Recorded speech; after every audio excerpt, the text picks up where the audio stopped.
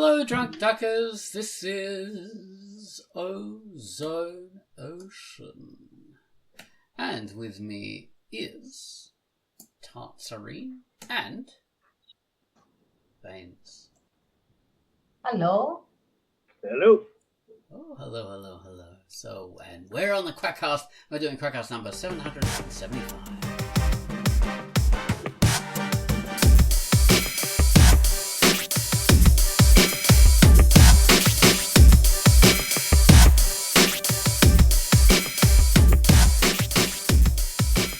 On this Quackcast, we're talking about the sexiness of war, or the power imagery that people sexify. So, and, you know, the problems with that.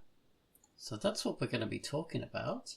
But before we get into that, we have to bring up the feature. The featured comic was a feature that I did. Well, I didn't do the feature. I reviewed the comic, so I did the feature in that way, but I didn't do the comic that's featured.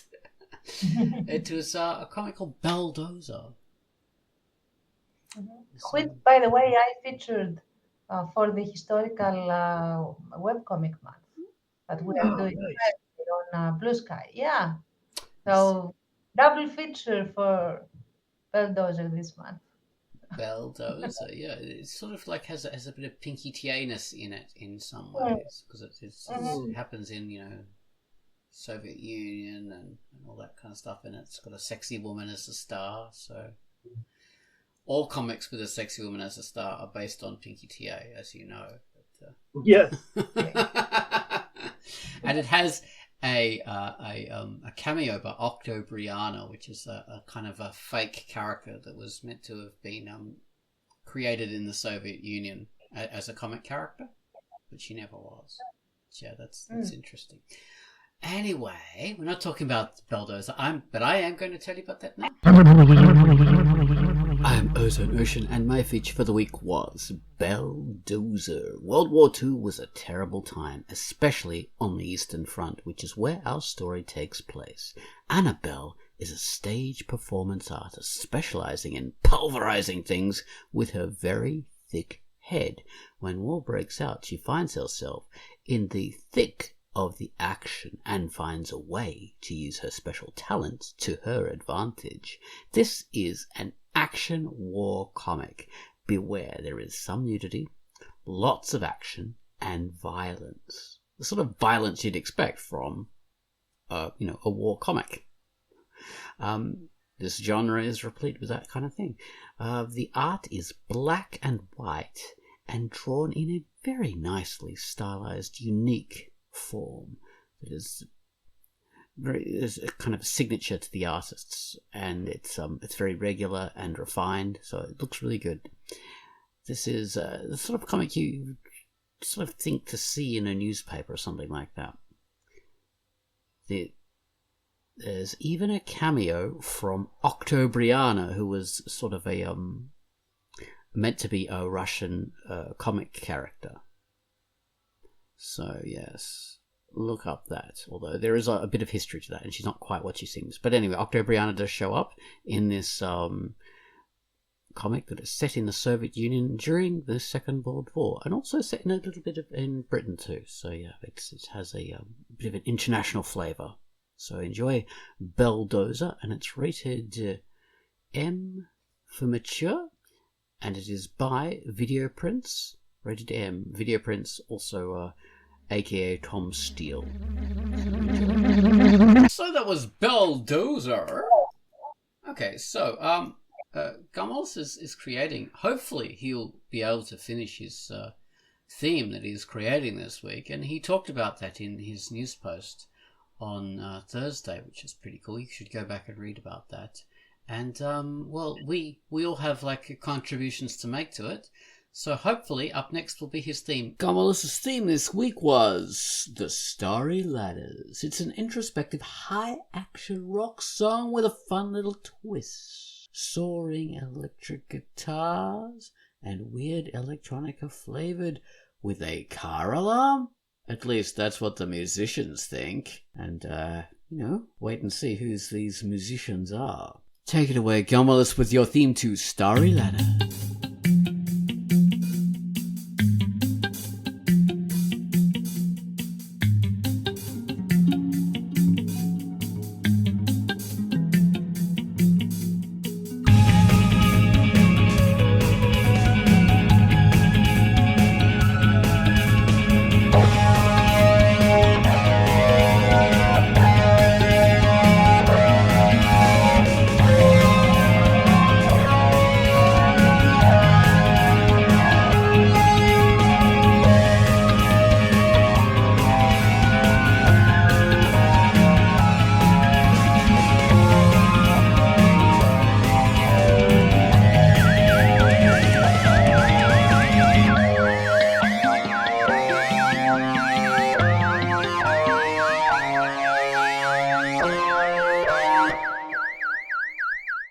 What? Why do y'all stop playing? There's a car alarm, man. I thought that was just one of Liz's new wave riffs. Hey, I play more complex parts than a car alarm. Yeah. Should we just start from the top? Only if someone turns off the car alarm. I'm beginning to get behind it.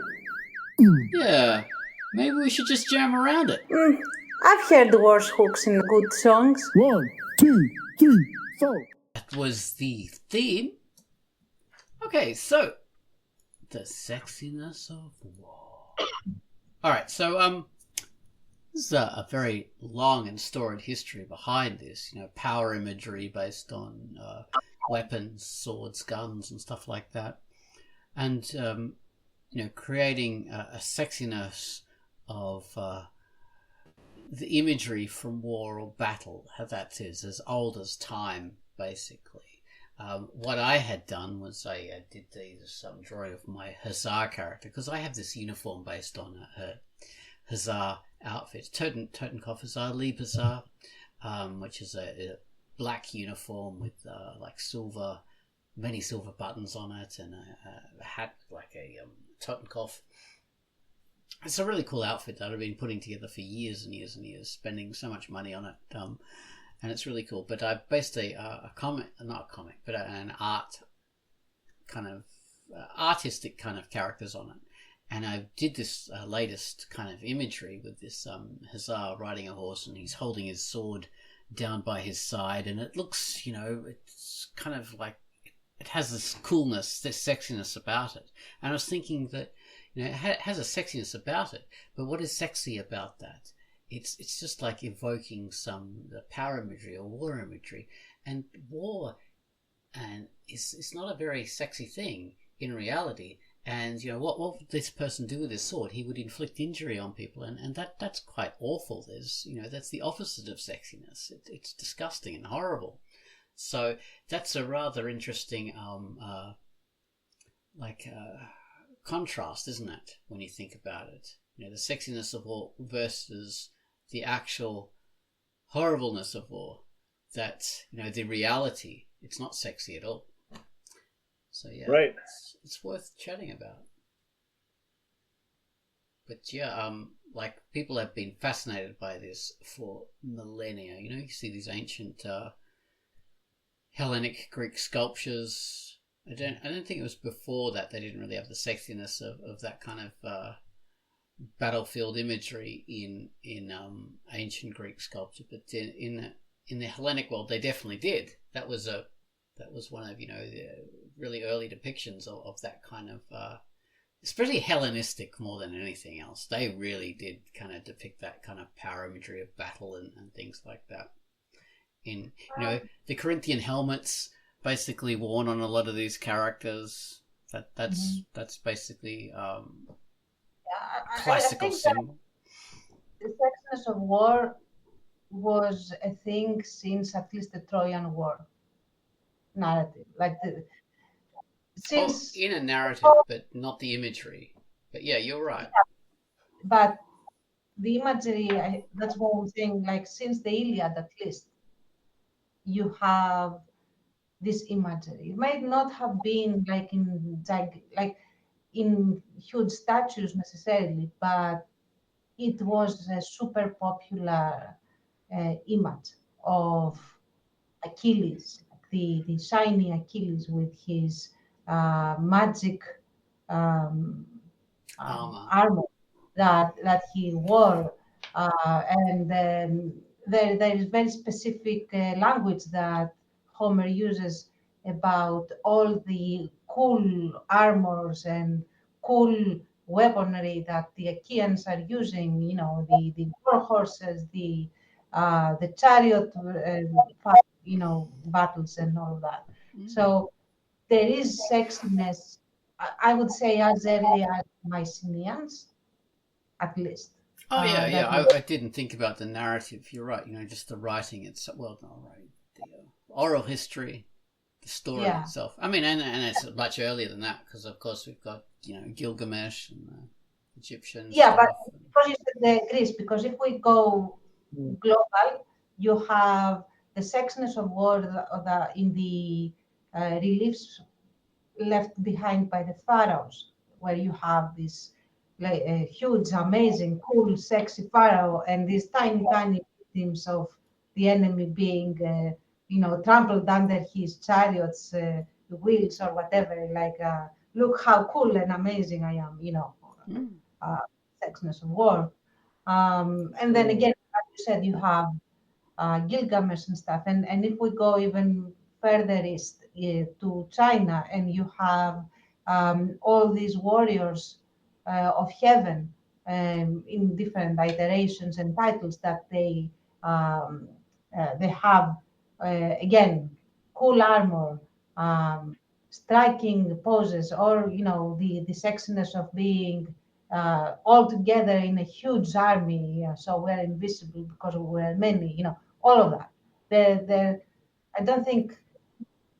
I mean, I think that it has always existed in some form, but the more organized the society becomes, the sexier they present war to be, because they need the fodder.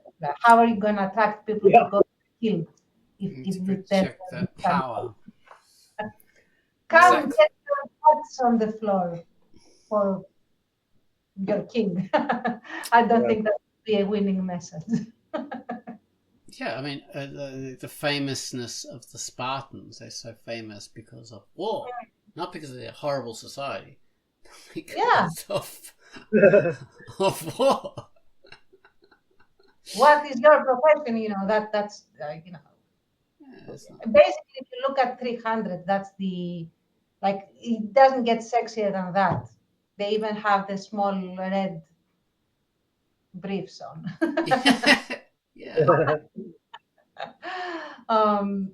But yeah, that's and of course it comes into today. We've got like the classic imagery, Stallone with his coming out of the water with his M60 machine gun, chains of bullets across his chest, draped. Yeah. It's a classic imagery. It doesn't make any sense at all, but massively sexy and popular. And also look at the sexiness of war in propaganda posters. Like, look at the World War II Nazi posters. They are like super awesome. Look at the awesome Nazi soldier that is protecting this super Aryan cute lady with her super blonde blue-eyed kids. A dirndl or something, and he's tossing a grenade. That classic image of throwing the potato masher grenade. Or the heroic profiles, all of that. And they weren't the only ones who did it. The Allies did it too. Had a look at our amazing fascist fighting soldier guy that is protecting other mothers that are not necessarily blonde. That's Yeah, funny. The only Allied post that comes to mind is not even Allied. The only post that comes to mind is like First World War, Kitchener pointing his hand saying, "We need you." Oh yeah. Like, if you look at, I'm thinking especially of Greek posters for the war, where you had also the ancient Greek fighter morphing into the modern Greek fighter and going to protect the motherland and stuff. I should find a couple of those, because they are very nice. Like, they are a really beautiful artistic compositions, and they do the work. Like, cool, go be the Spartan guy. Yeah. And, I love the propaganda posters, but yeah, I understand the hollowness of the imagery, and it's like it's like a purest form of advertising, really, because you know exactly what you're playing for. You know exactly how you want to influence people, and you can influence them very simply just by playing on their, seducing them with that power imagery, and that patriotism. Speaking of, and the only thing I will mention, because it is relevant to what we're talking about, the imagery right now, If you see the recruitment ads and TikToks and stuff for ICE that they're doing now, they are all like super sexy, militarized stuff. Go be, like the Halo soldier that you are Oh. playing the Oh, video. really? You are gonna be that soldier now. You're gonna be that cool. Go out there and do stuff. Um, yeah, and then get heckled by a nice pickle, a man dressed as a pickle. So It's interesting, isn't it? I mean, so yeah, a great, example of all this is, say, the first Top Gun film. This was a Tony Scott film, brother of Ridley Scott. Funnily enough, Tony Scott and Ridley Scott cut their teeth as people who make ads. They did ads. Right. That's how they made their money. These two brothers. And of course, Ridley went on to do his artistic films, and Tony went on to do his more popular films, like of course, Top Gun.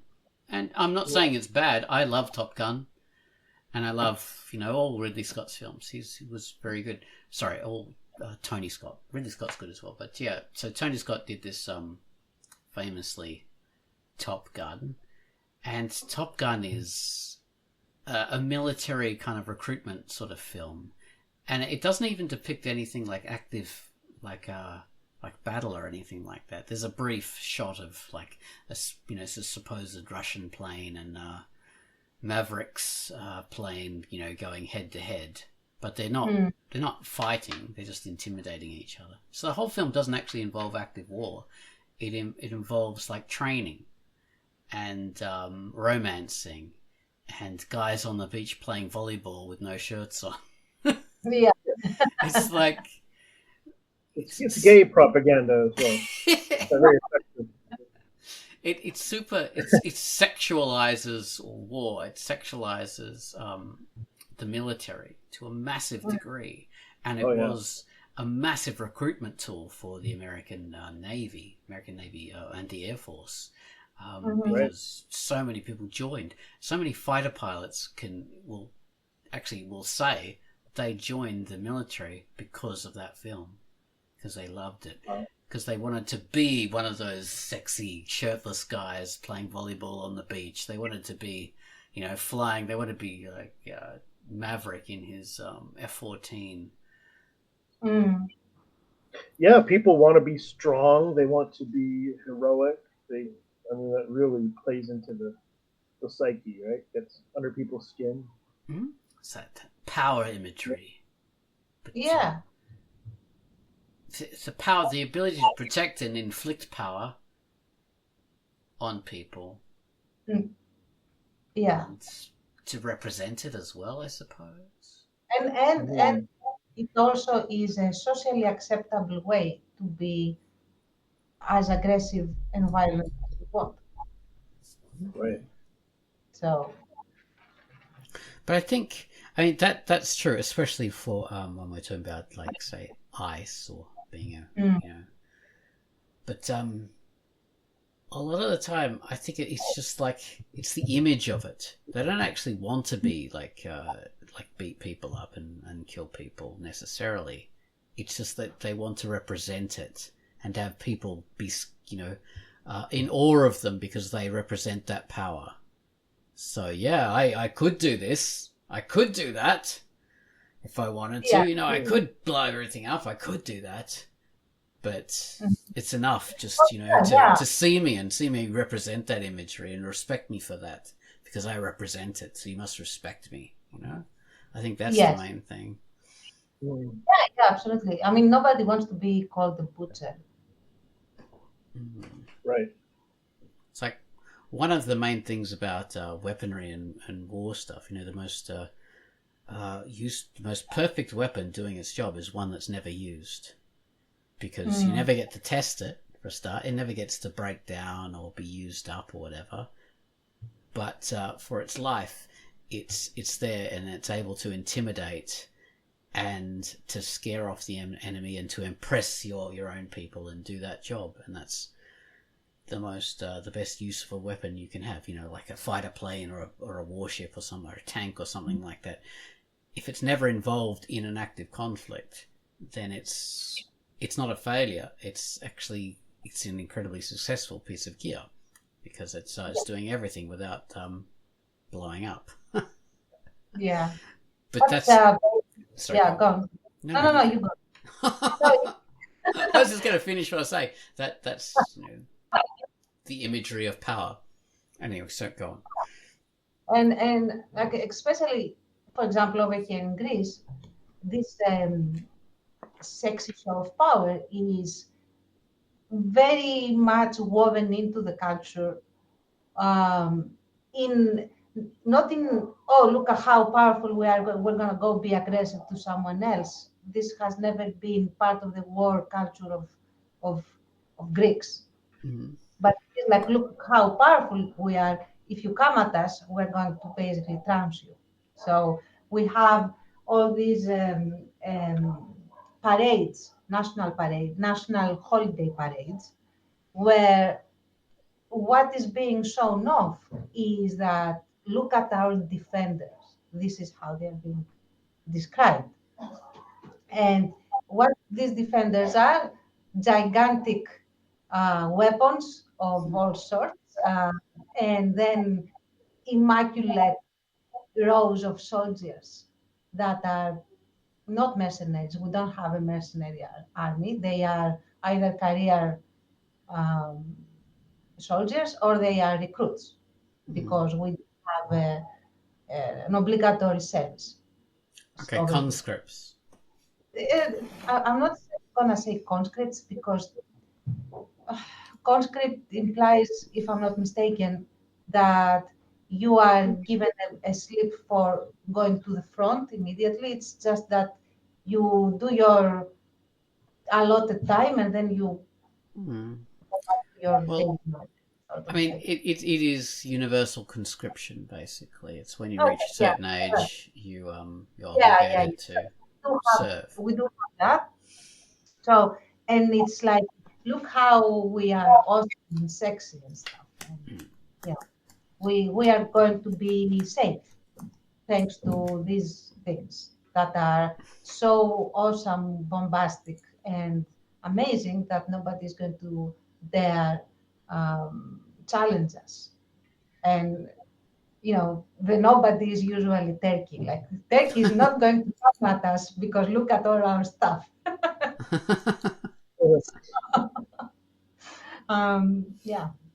Well, yes, and speaking of giant weapons, I don't know if you've still got it, but the Greeks had the Russian gigantic hovercrafts, which were incredibly impressive. So that would be a sight to see. We do have those. Oh, you still have them? Yeah, because we basically do not discard anything. So, I don't know if they are in Ukraine now, though, in the sense that a lot of the older stuff is being shipped off to be used by NATO there. So, I don't know. Oh, yeah. What about Canada? Do you have like a proud military kind of panoply? It's definitely in the culture. I haven't looked at much propaganda for it, but I'm sure it's been there because that sort of pride of sort of being in a military family and serving, stuff like that. That's definitely embedded, and it's in a lot of people's, I guess, psyche or in their kind of identity. Even people who have never served, like, seem to have a certain point of view on it, like that it's brave and that it, like, in the right context, because of course in context it is very brave. Yeah, it's there. I should just look at what kind of propaganda there's been. Plenty, I'm sure. I think I think the strongest boast that I keep hearing about Canadians is that um, they do, is the Geneva checklist. Yes. Um, Oh my God, that's all over online. Yeah, I've read that so many times when yeah, people talk, especially lately with the things getting so tense. especially lately. But Yeah, also, I always was a bit sad that in the whole World War II thing, it wasn't as commemorated that Canadians joined the active fronts a lot earlier than the US, and they were pretty important and pivotal where they were deployed, right. and also that they were in the D-Day invasion. They were in specific beaches. I don't remember the name. I'm not sure which one it was, and they were extremely successful and all of that. So they do have Canadians an extremely amazing and impressive military uh, history. Yeah, Uh, but I haven't really seen them boast like, look, the sexiness of war as much. I don't know, like now it is changing for obvious reasons, but up to now I hadn't seen it so much. yeah. Well, that's good to hear. Yeah, Mhm. yeah, that seems good. Although I definitely am seeing this sentiment that like, okay, well, if something's going to happen, Mhm. we're ready. This not coming as propaganda, but just coming from people Hmm. saying that, but there's people saying it anyway, and people feeling like, yeah, I'm ready to defend. I'm ready to, protect if we have Okay. to, kind of thing.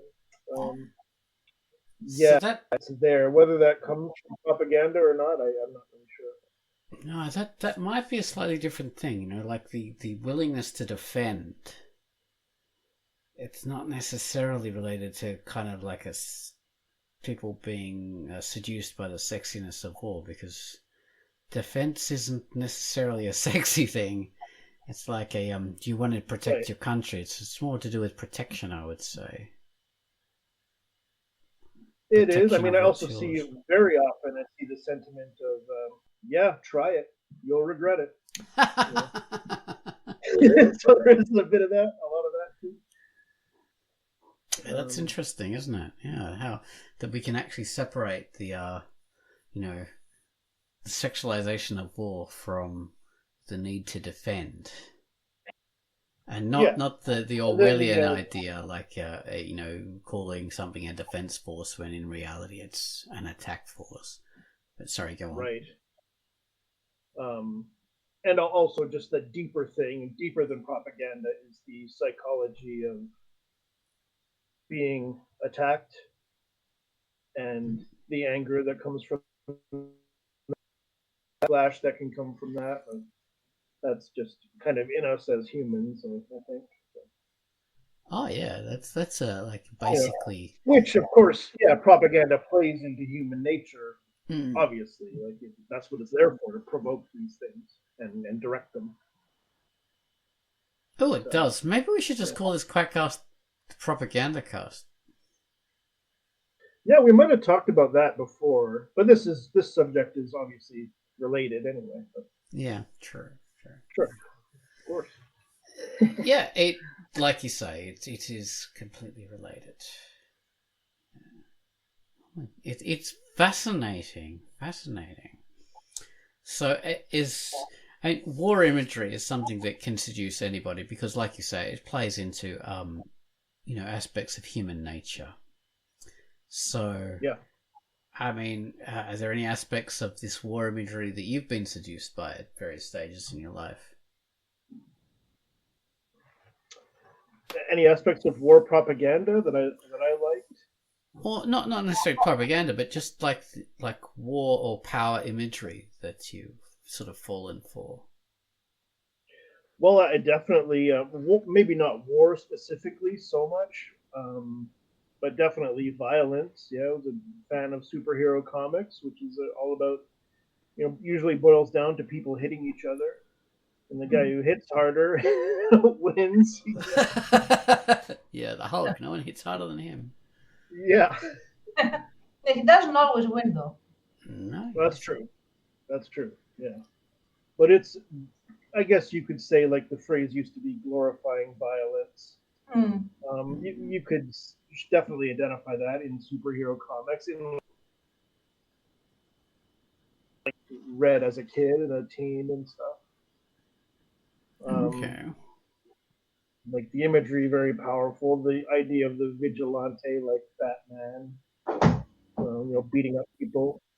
That has an effect. I mean, it didn't make me want to beat up people. I don't think. It's definitely there.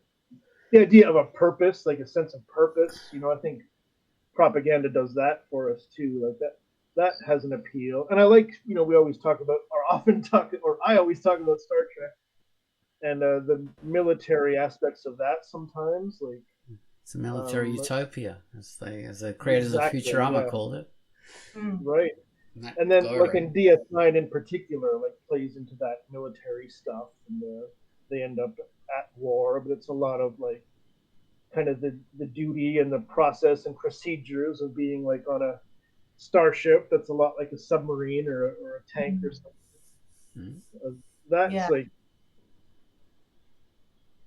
is appealing to the writers, and I can see the appeal of that aesthetically. Also, especially in Star Trek, they have taken out the violence and kept all the other stuff. That's cool. The structure, the the ranks that you can attain with meritocracy. All of that. Right. All the good stuff, and they discarded the bad stuff. So yeah.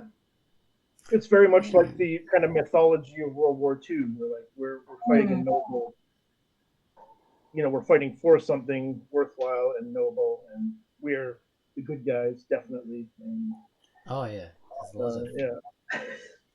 Genetically, kind of the good guys, aren't they? It's like based in.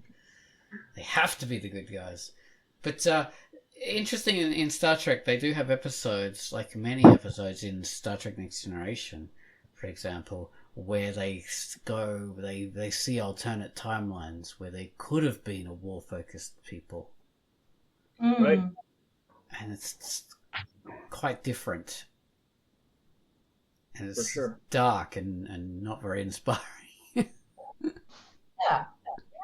Very true. It's like something we very much don't want. And DS9 in its later seasons, when they're at war, they show the ugliness and the horribleness of it as well. They do get into that. They're like, this is not something anybody should want. Oh, speaking of that, Starship Troopers, of course. Of course, yeah. Yeah. Honestly, Starship Troopers is one of these unique films where anyone and everyone can see whatever they want to see in it. Because I have seen people reference it as the ultimate glorification of war. Honestly, I can't see. I don't see it. I don't see where the glorification is. But there are lots of people of a certain alignment that they basically use it as a template. Wow, because that's so ignorant. I mean, it's because it's superficially has the glorification of war, and it's all like basically it's a shell, which is revealed at the end, and that's all the deliberate shell. It's so easy to see. Yeah, I mean, I wouldn't even say at the end. Halfway through, you start seeing the cracks and what really is underneath. I mean, even the beginning, you see that, don't you? Yeah. Like in training, someone gets his arm blown off and various things like that. So it's pretty. Yeah. Definitely. It's pretty horrible. I don't know. I mean, I honestly don't understand how, but it happens. So there you have it. You have a film that is supposed to show the war from the side of the fascists and those that should get the red flag going, don't see it. Right. I don't know. I don't know how that happens. It's amazing. It's unbelievable. I was just going to say, as a child, I grew up like watching, say, various anime. We didn't call it anime at the time; it was just animation. But so Star Blazers was a big thing. I mean, this in Japan, it's known as Space Battleship Yamato. So Yeah. it's based on a spaceship version of the battleship Yamato, which was one of the biggest battleships ever created, and Japan was very proud of it. But of course, it got sunk and Japan lost the war. But in this animation, it's like the last hope of humanity, and they turn it into a space battleship, and then they go on some kind of like year-long voyage to find some kind of magic thing that's going to heal the Earth, and they have to battle aliens along the way. And of course, this ship has like aircraft hangars, and they've got space fighter jets that go and battle the aliens and all this. And it's like, because Japan has this, like focus on their fantastic battleship, the Yamato. They've created this like this great animation with this space battleship, and it makes battleships sexy, like warships, massive firepower, that strength. And because I was a little impressionable young child who loved ships already, I loved boats, I loved ships, I sort of fell for this thing, and I was like seduced by the sexiness of warships and battleships because of this cartoon. And right. that had a huge impression on me. And then later on, the cartoon Robotech came along, which is the American version of Macross and Mospeada, Genesis, Climber, and Southern Cross, Super Dimension, Southern Cross. So these three animes sort of joined into one called Robotech. And in that, they have like transforming fighter jets that transform into huge humanoid robots and fight these aliens. And then they have this massive space battleship called the SDF-1, and it's all powerful. So then again, my child mind was being seduced by the image of space battleship, my god, and these fighter jets that are like F-14s, but they turn into like huge humanoid robots with these massive guns, and they're so cool. So I was being seduced by that war imagery as a young child, and that stayed with me. And like that is in my psyche now. And even though I know the horribleness of war and the reality, that will never leave me, because that has embedded so deeply from when I was a little child. So that will always be with me, which is an interesting thing. So, and it's in Pinky TA, obviously, with the mecha and stuff. Yeah. Well, in Pinky TA, I kind of deliberately kind of like make it super sexy by using those influences, right, and then undercutting it by showing, actually war's fucking horrible. So that's the. I remember specifically that sort of iconic, I'll call it iconic, moment where Pinky's legs get cut. Yeah, that's exactly what I was thinking of. Yeah, it's hard hitting, and it's an example of showing that this isn't fun. Yeah, exactly. I mean, in the very early part of PTA, she's like, she has to destroy this underground base that she's been told is like, this area where the enemy has got, all these weapons and massing their armies, and she finds, oh no, that this is, it's quite sickening as she fights through the mazes, these underground tunnels in her mecha, and it's just like blasting apart soldiers that can't really fight back against her, and she's sickened by that because they're nothing to her mecha. And then in the end, she finds this area where she enters, and it's just like women and children and people barricading themselves in, and it's not actually a nest of enemy soldiers at all. They're kind of protecting these people in this bunker. And so she finds, oh my god, I've been sort of, misled and betrayed. And she sort of finds out, like, the whole kind of mission and the patriotic drive is just a hollow thing. So, that's that's part of the Pinky TA story. But, that's always like me, sort of combating that childhood kind of inculcation or whatever you could call it. That watching all those cartoons and all those TV shows and stuff like that, and enjoying that sexiness of war, that power fantasy, and as an adult, thinking, what's actually behind that? Why do I like that? And maybe I shouldn't. Maybe no one should. So there we go. Listening to you, I'm trying to think of what I fell in love with as a kid.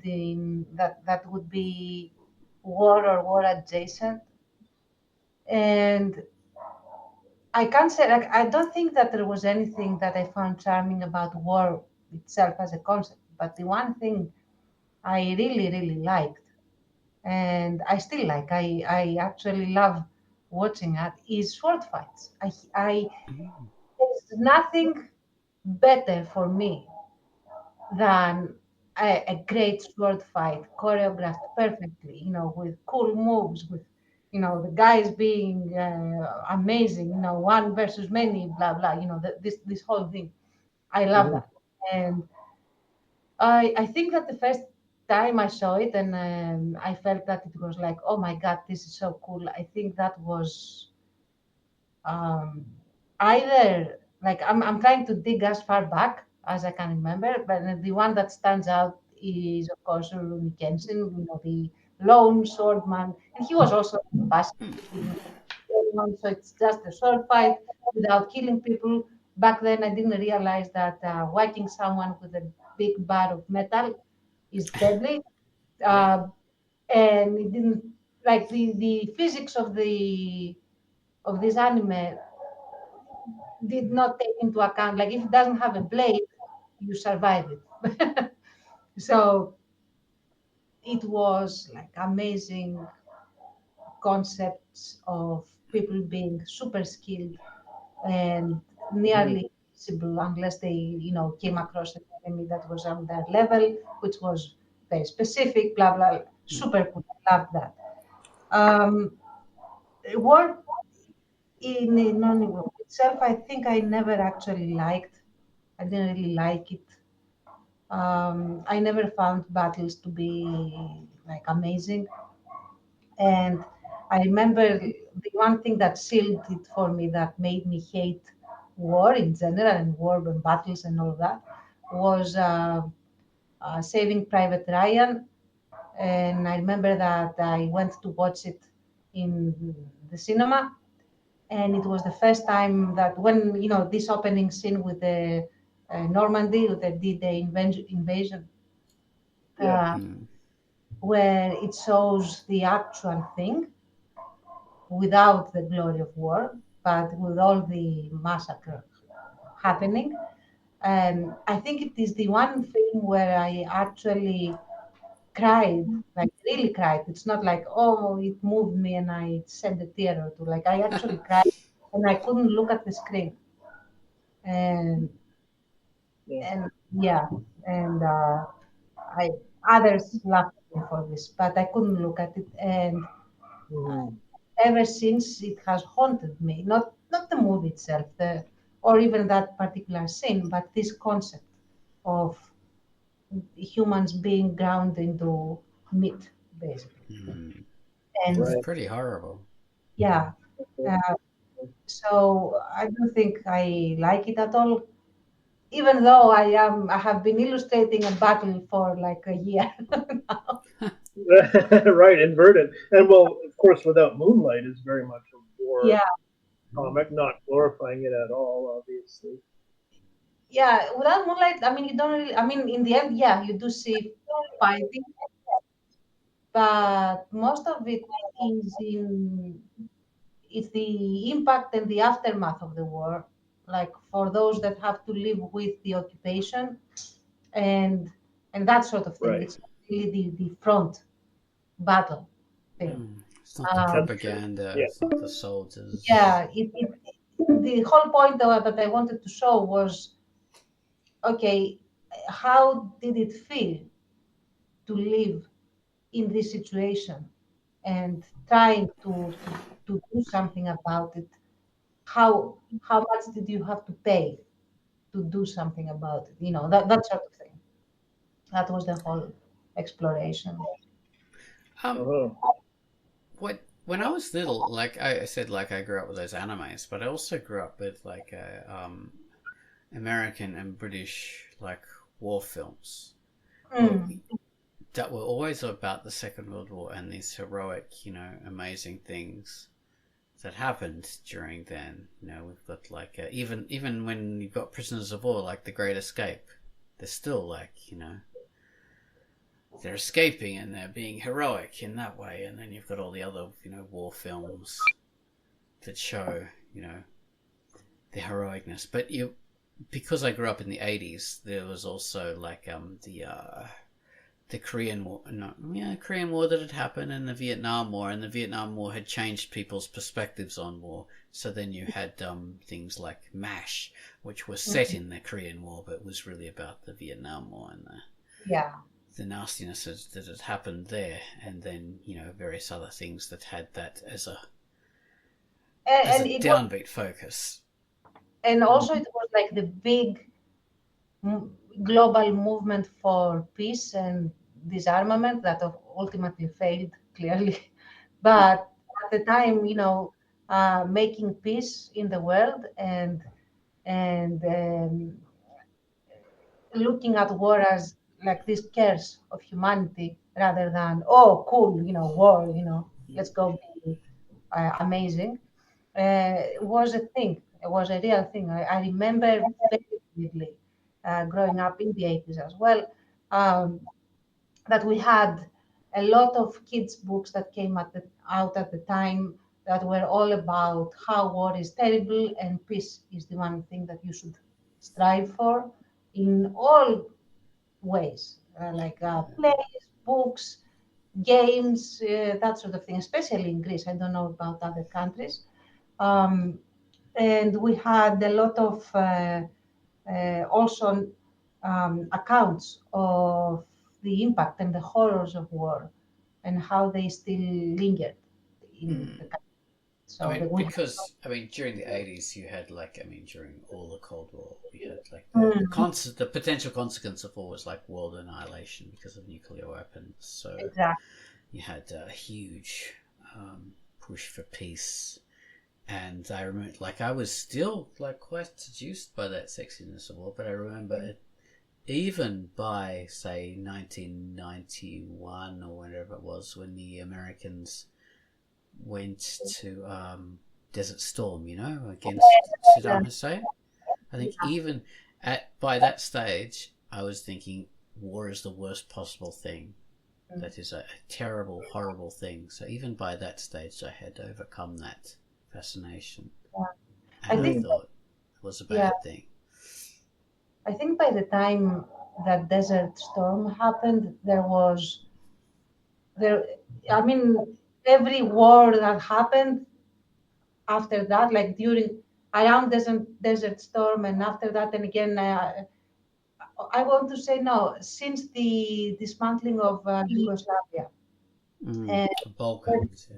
Every war that happened since made people resent every player in those wars in various degrees, but the resentment grew and grew and grew, and especially when it comes to the United States, that were involved in almost all of these wars, Desert Storm, and then Afghanistan, and what have you. People grew more and more resentful, especially, here in the Balkans. That they just won't let war die in a sense. So yeah, it's a horrible thing. And back what you were saying about the sword fighting stuff, and we can often look at that as being but that's a nicer kind of vision of the world because people were doing a mass slaughter in the same way, but of course mass slaughter happened just as much, and people died and got horrible injuries and with swords and stuff like that. But people do think it was like a more romantic Yeah, no, Version it's of it. Until they watch Game of Thrones and then they yeah. that disappears from them. And the thing is, like they are gigantic knives. They cut things off. They open people up. No, and that's you bring up a great point. That how does the glorification of war or violence happen when the impact of it is very muted and sanitized? So you have people get shot, but it is like a glamour shot. Mhm. They get shot in the shoulder or in the leg or whatever, and it is like a very pristine little hole that has just the right amount of blood to make them look heroic or amazing, or the fighter only has like blood coming down the edge of their mouth Corner a of the little, mouth, yeah. yeah, or just a little bit down the temple, uh, make it very, very cool, and Right. dripping down the jawline to accentuate the jawline. Like, look how amazing! There you go. Never get someone's face blown off on Oh, camera. Mm, yeah. yeah. The reality of wounds is rather more terrible than it is shown in media. Hmm. Yeah, Right? I feel and it when I see it. I'm complicit to that. I mean, for now, at least for now, that's a huge warning. Like for now, it is more sanitized wounds because it's all magic stuff. Mm. Uh, Right. but but not for long. But for now, it is very much in the aesthetic that I liked as a kid. So Yes, yes. War is yes, the realities of inflicting that power, inflicting that violence can be quite nasty. I mean, like I was saying before, like the ultimate kind of like use of this stuff is not to use it in a violent way. It's just to represent the potential of it. But when that potential is exercised, it can be just absolutely horrific. Take away. And that has actually happened to people in, people have joined up, in the Second World War or whatever, with that in mind, that heroic sexiness in the First World War, and thinking, wow, I want to be, that sexy looking soldier. And then they've experienced like terrible, horrible, disgusting realities and had it disabused for them permanently. Like, yeah, I mean, it's no I've accident. read that many times from people. People that have actually been to war very reluctantly volunteer information uh, or narrate their experiences. I remember the. I mean, I never met my grandfather, but what I was told by my grandma and my mom is that he never talked about his experiences in the Civil War. When he was old enough to be um, part of, although he is a decorated for valor person. Mm. Uh, and he never talked about it. And the medal that he got, he had very unceremoniously tossed at the deepest part of a drawing and was calling it a tin thing. That's the direct translation, like a tin trinket, something like that. He Cool. never liked it. So Yeah. goes, Interesting. Yeah, I mean, same with my grandfathers. They both served in the Second World War, and one of them drove ambulances. Apparently, I don't know anything else other than that. But all he would talk about was sometimes he would mention, "Oh, the American trucks were great. Liked those," and he didn't talk about any other experiences or anything he'd ever been Wow. involved in. Just the American trucks.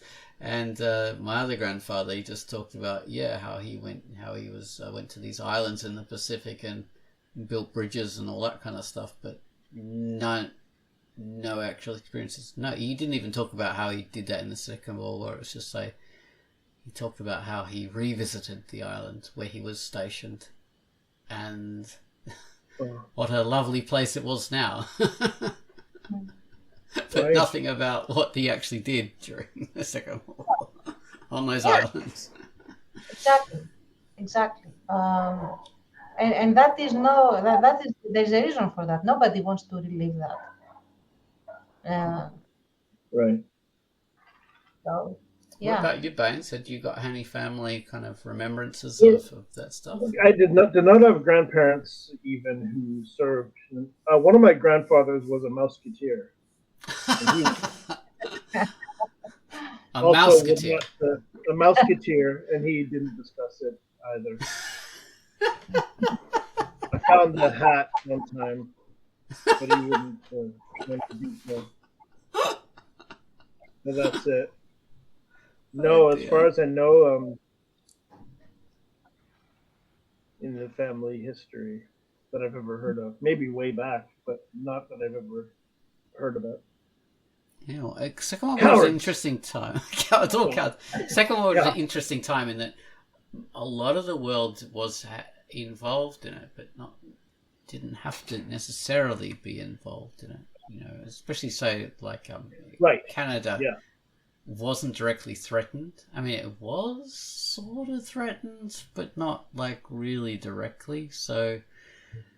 And I mean, the British would have expected them to all come out as allies and help, but the most valuable kind of performance Canada could have done was producing food and weapons and steel and all that kind of stuff to help. And soldiers, obviously, but not everyone. And soldiers from Canada, there were many, fighter pilots and infantry. But Canada was like a big safe place where Britain desperately needed supplies. So, right. Yeah, that was the thing. So yes, and there's never any shame in people not participating in a war. No, I don't think so. No, actually, the way to win is not to play. But that's a good remark. I'm going to write that down.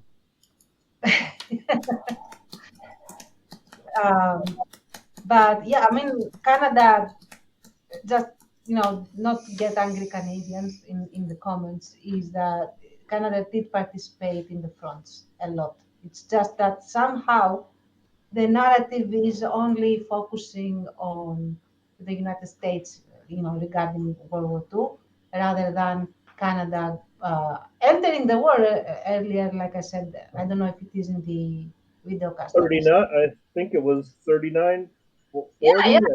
Pretty early. Yeah, and they served in some pretty rough theaters. I just don't remember them all, like out of. They would have served in all the theaters, North Africa, I think France. And whenever they went, they were a very formidable force. And oh yeah, in every aspect, the Navy would have been fighting. I also think that there was don't quote me on this because I'm too lazy to Google right now. But they had a strong presence in submarines. So there. Oh, I did not know that. All right. Well, this Quackcast is about to end on the sexiness of war, and perhaps it's not so sexy. It's so not keep sexy. that in mind, people. This has been Quackcast number 775. Bye bye, Baines. Bye, Tards. Bye. See you on the front lines. Definitely not.